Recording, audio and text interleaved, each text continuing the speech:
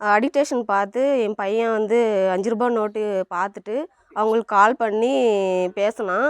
பேசின பின்னாடி அந்த ரூ. 5 நோட்டுக்கு வந்து 3,00,000 தர்றதா அவங்க பேசினாங்க. 3,00,000 தரேன்னா அந்த ரூ. 5 நோட்டு வந்து நீங்கள் வாட்ஸ்அப்பில் அமுச்சு விடுங்கன்னு சொன்னாங்க. அமுச்சு விட்ட பின்னாடி வந்து ரூ. 1,200 நாங்கள் பில் பண்ணோம். நீங்கள் அதுக்கு ரூ. 1,200 அமுச்சு விடுங்கன்னு சொன்னாங்க. நாங்கள் ரூ. 1,200 அமுச்சு விட்டோம்.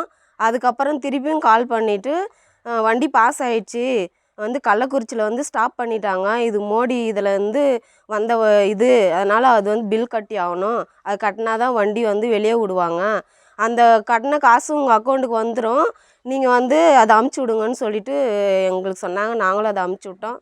மறுபடியும் வண்டி பாஸ் ஆகிடுச்சின்னு சொல்லிட்டு ரூ. 4,500 அனுப்ப சொன்னாங்க. ரூ. 4,500 அமுச்சு விட்டோம். அதுக்கப்புறம் திருப்பி ஃபோன் பண்ணி பேசுனதா இங்கே வந்துடுச்சு அங்கே வந்துடுச்சுன்னே சொல்லிவிட்டு திருப்பியும் காலையில் வந்து ஃபோனே எடுக்கவே இல்லை, சுவிட்ச் ஆஃபில் இருந்துச்சு. அதுக்கப்புறம் ஃபோன் பண்ணால் நாங்கள் எத்தனை வாட்டி பண்ணி பார்த்தாலும் சுவிட்ச் ஆஃப்லேயே இருந்தது. அதுக்கப்புறம் நாங்கள் எஸ்பி ஆஃபீஸ்க்கு போயிட்டு நாங்கள் வந்து கம்ப்ளைண்ட் பண்ணோம். கம்ப்ளைண்ட் பண்ண பின்னாடி போய் கம்ப்ளைண்ட் பண்ணிவிட்டு 3 மாதம் ஆயிடுச்சு. இன்னும் அவங்க எந்த நடவடிக்கையும் எடுக்கலை. இன்றைக்கி போயிட்டு நாங்கள் கேட்டோம்.